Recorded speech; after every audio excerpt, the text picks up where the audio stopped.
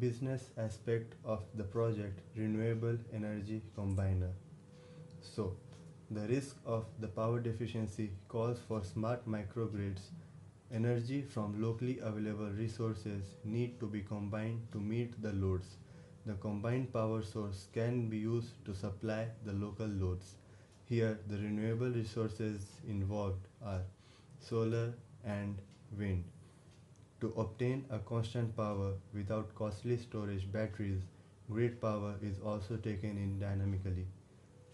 The extra power needed can be compensated from the grid. The converter will operate to supply the required load demand from the free energy resources.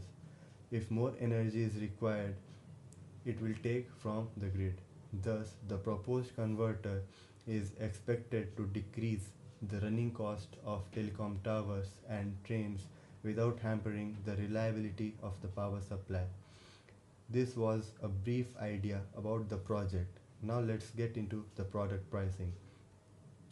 The initial investment may be high as per the product requirement because our main concern is the telecom towers and the Indian railways. This will be once in a lifetime investment, and further this can be maintained by a minute adjustments. Now we'll get into the exquisite quality of the project.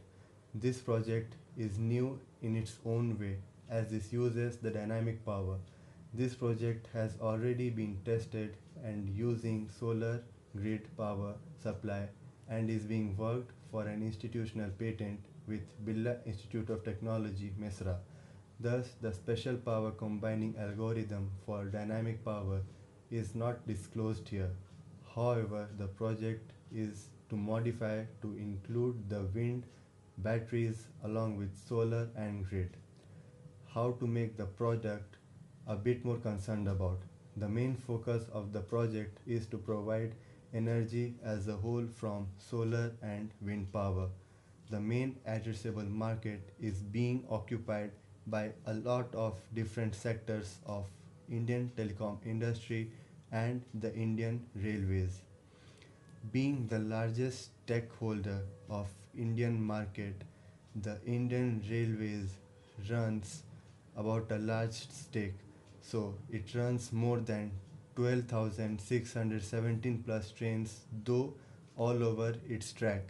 According to report by Indian Tower Industry, the estimated number of towers are above 4 million, which includes only 700 plus standalone 3G and 4G towers. As we come to an end, our strategy lines up. Being an evolving and mostly worked sector which needs more efficient power conversion, the renewable energy resources are most convenient.